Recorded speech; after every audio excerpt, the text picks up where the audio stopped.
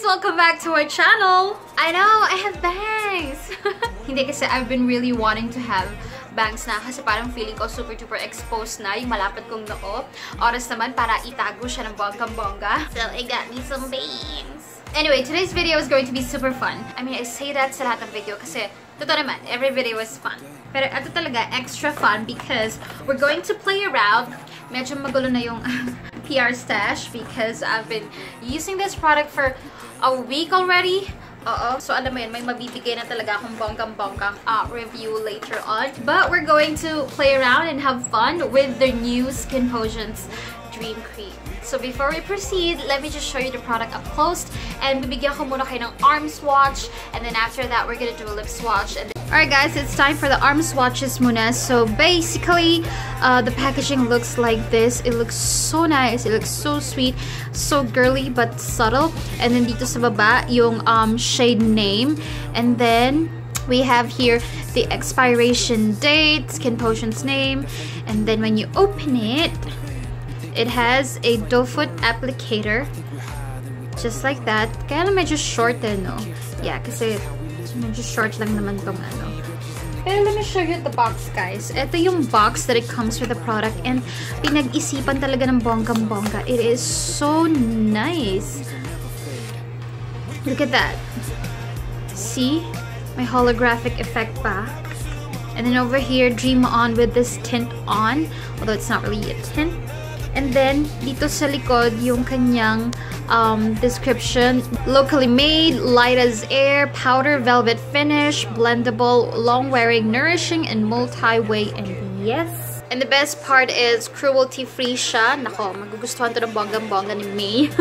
Ni May Layog. I love that girl. So basically, these are for lips, for cheek, and for eyes. And later on, I'm going to show you these colors in action. Well, not all of it, pero meron tayong lip swatch. And then I'm gonna try to create a look using some of the colors. So, but for now, let's go and move on sa arm swatch.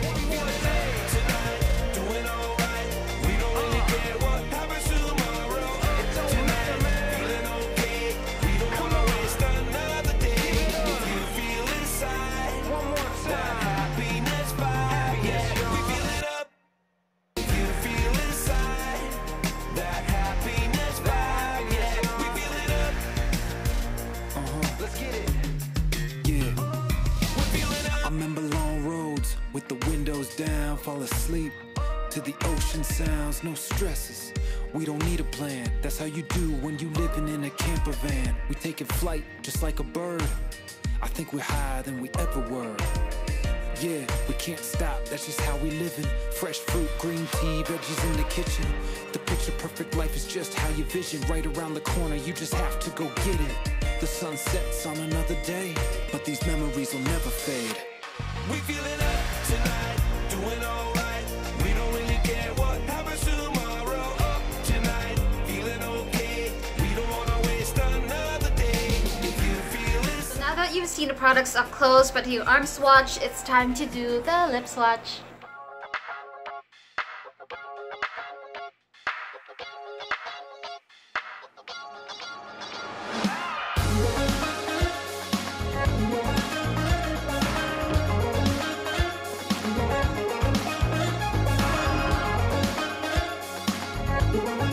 So the first color I'm wearing is in the shade Brooklyn, and this is their nude color, and feeling ko hindi sa lahat magbabagay ito because it's like a cool tone nude. Para siyang merong grayish purple undertone. So bagay siya sa maputi. Pero kung morena ka, hindi ko sure. Pero alam mo yun, ni-imagine ko hindi talaga eh. It's gonna look bright on your lips kapag ka morena ka. So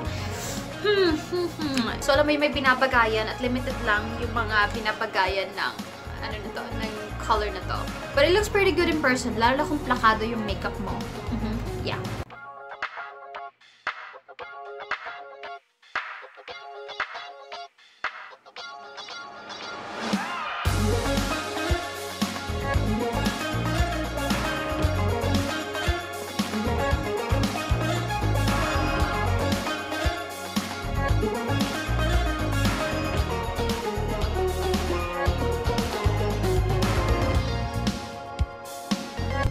the next shade that I'm wearing right now is called Scarlet, and this is so nice. Like a very pigmented na peachy nude color, but more on the peachy side. And I think bagay ito sa lahat ng skin tone, kahit na morena ka. And this is perfect for everyday wear, for office wear. And feeling ko ang ganda-ganda rin ito sa cheeks. Yeah. And I also ginamit ko to like mga twice na sa office. And I enjoyed using this color.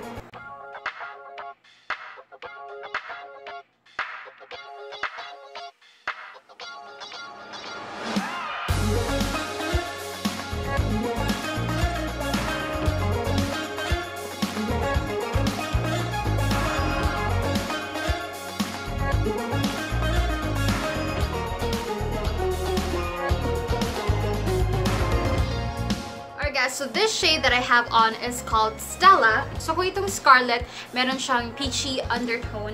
Ito naman is merong pink undertone. Pero para silang on a nude family side. Pero very pigmented naman. Makikita naman siya sa lips mo. And I like this color as well. Perfect din siya for everyday wear. And it's just so soft. And it gives you that, you know, feminine vibe. I don't know. But I recommend this shade if you're looking for a pink color. But, you know, subtle lang and perfect for everyday wear.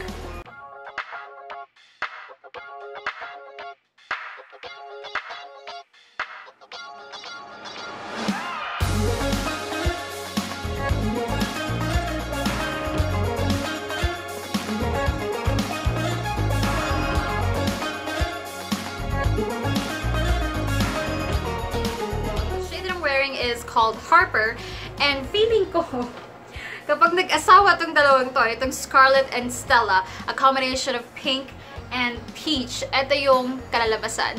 So kung hindi ka makapag-decide if you want the pinkier side or the peachier side, go for the one in the middle, which is this one, itong Harper. Feeling ko lang naman yan, based on my observation, in my color judgment. Pero this one, ito yung papasa na your lips, but better if you just put a tiny dab and then you spread it using your fingers. And yeah. So this is Harper.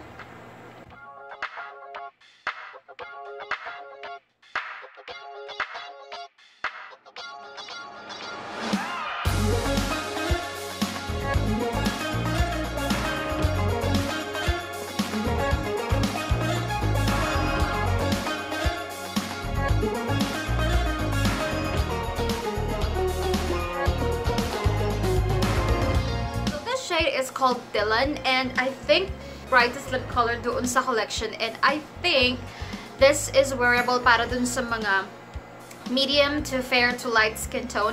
Kung morena ka, hindi ko sure kung babagay sa ito because it's bright. Hindi naman siya super neon, wearable naman siya, pero alam mo yon, makikita yung labi mo, mapapansin yung labi mo. So it's an okay color for me. Not really my favorite, but siguro there are days that I would love this color. Sunny days, you know, when the sun is out and all that. Di para siyang mango sorbet-ish na may pagka-popsicle, watermelon, all that.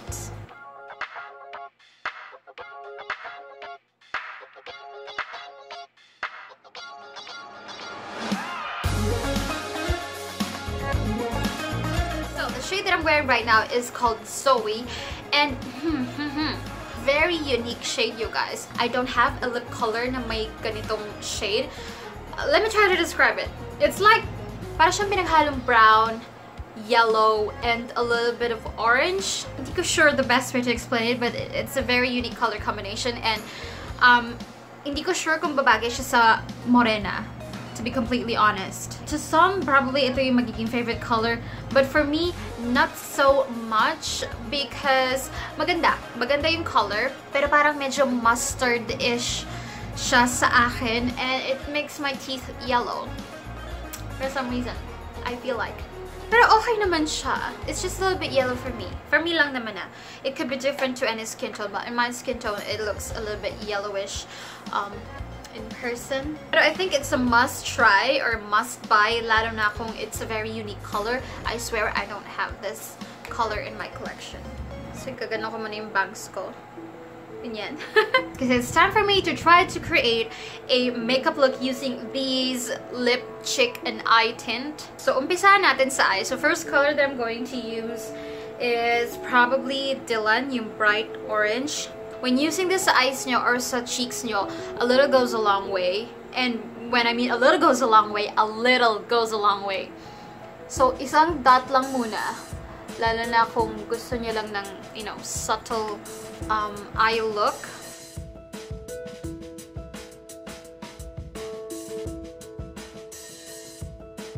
You can use your fingers kung gusto nyo ng, ano yan, mabilisang eye color lang.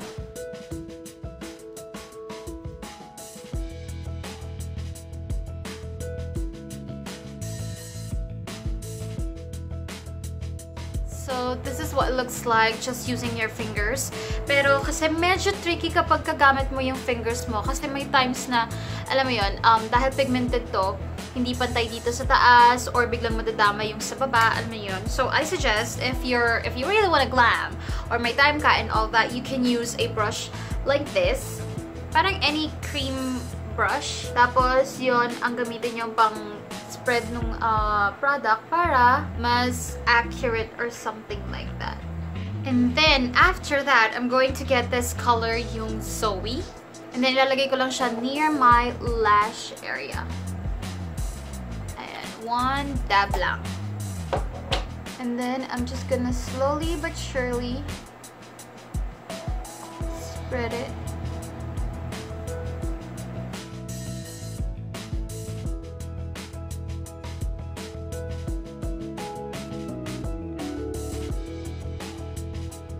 Blend their edges together para lang mas mukhang flawless.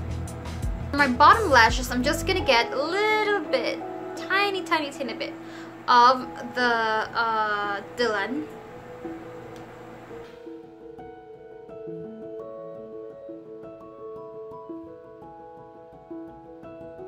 Next I'm gonna do is get an eyeliner, and this one is from Skinpotions as well. Ito yung Meow liner nila, two-way eyeliner. Meron dito yung pen, and then on the other side is a stamp para magkaroon ka na flawless as F na eyeliner, but I'm gonna take yung other side muna, and magbe-very, ano lang ako, very thin line lang ako close to my lash area.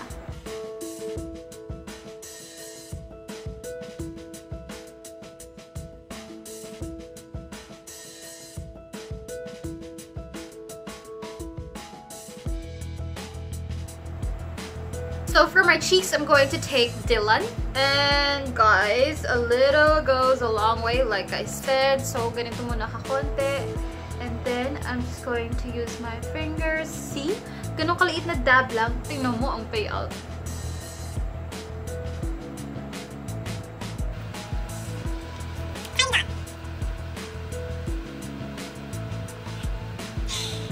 Look at the payout! Oh my god!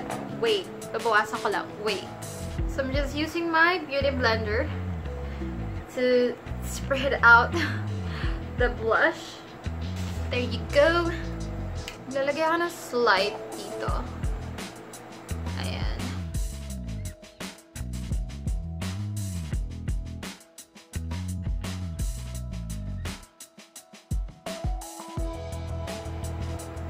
Okay, so now for the lips, etong medyo tricky part. Because I think this eye look looks good on a red lips. For me lang naman ah. Pero let's try muna a lip color from the collection mismo. Let's go for Scarlet.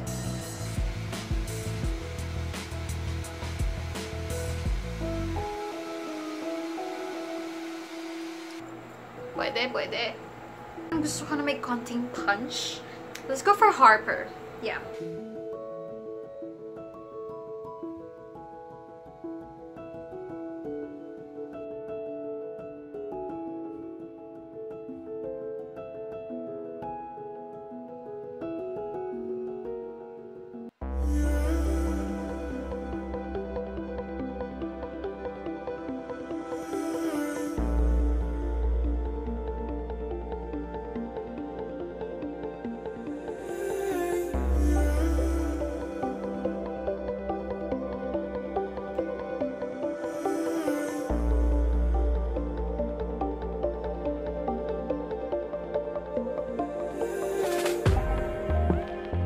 So I'm done with my eyes, cheeks, and lips just using the Skinpotions Dream Cream. Now it's time for me to give a quick review. What can I say about the Dream Cream?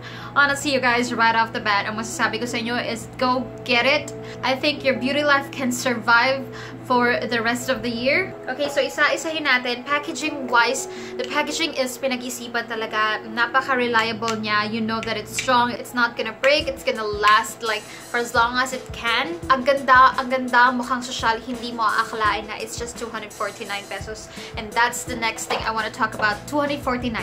249, meron ka ng product for the lips, for the cheeks, and for the eyes. And I think that's a steal na. That's a really, really good deal na. I will definitely buy it because it's so sulit. Eyes, lips, and cheeks for just 249. Formula-wise, it is so creamy. It's easy to apply. Merong mga colors na more on the liquidy side. I don't know kung batch lang pa yun or something like that. But napakadali lang niyang i-apply. Very pigmented, very opaque. A little goes a long way. So alam mo yun, yung isang ganito, it will last you months. Kahit araw-araw mo pa siyang gamitin. Dali niyang i-blend sa eyes, and dali niyang i-blend sa cheeks, and of course sa lips. I mean, as in like one dab lang, isang ganun lang, kasyang-kasya na buong labi mo. Matadamay pa yung cheeks nyo, tapos makakalagay pa konti sa eyes mo. It's very efficient. And I mean, I can say this based on my experience kasi tinry ko siya for like a week. One color a day yung ginawa ko. And I really enjoyed it. Longevity-wise, sa cheeks nyo and sa eyes nyo, it's gonna last, you know, a pretty long time. Sa lips nyo, wag nyo asahan na kiss-proof to. Wag nyo asahan na it's gonna stay like a normal liquid lipstick because it's not. It's just like a lipstick pero in a cream form. So pag kumain ka, matatanggal siya. Pag magdadab ka ng tissue, matatanggal siya. Pag kinis mo yung back ng hand mo or may kinis kang ibang tao, it's gonna leave a stain. Pero, yung pag-fade niya, hindi masagwa. Unlike yung mga legit liquid lipstick na, ano mo yung wear test ko, pag kumain ka, makikita mo talaga yung linya. But the good thing dahil hindi siya kiss-proof is, magagalaw mo siya. After mo kumain, pag nag-fade siya, ganun-ganun ka lang, maganya-ganya ka lang, alam mo yun, covered na ulit yung buong lips mo. And it's just so easy to reapply, no problem about that. It's just, again, it's just like a lipstick pero in a cream form at nakalagay lang sa ganitong packaging. So I think it's fair to compare it to a typical, you know, normal kiss-proof na liquid lipstick because it's not that type. And Skinpotions is not claiming that it's kiss-proof and, you know, super-duper long-lasting anyway. Basta wala kang ginagawa sa lips mo na drastic. You're not eating, you're not drinking, you're not kissing. It's gonna last a long time on your lips. Yeah, I think basically that's it. I highly recommend that you try it because super sulit na talaga siya. 3-in-1 for just 249, really good deal. So before I end this video, I'd like to congratulate Skinpotions for coming up with this Dream Cream. It's really a dream product dahil sa, alam mo yun, efficiency niya. And congratulations for launching it and you know, congratulations for the upcoming sale because I'm really praying that a lot of people, a lot of girls, a lot of men get to try this kasi maganda siya. I'm really impressed. I like it. One negative thing. Yes, I'm sorry. I'm so sorry. Just one negative thing. I hope you release more colors.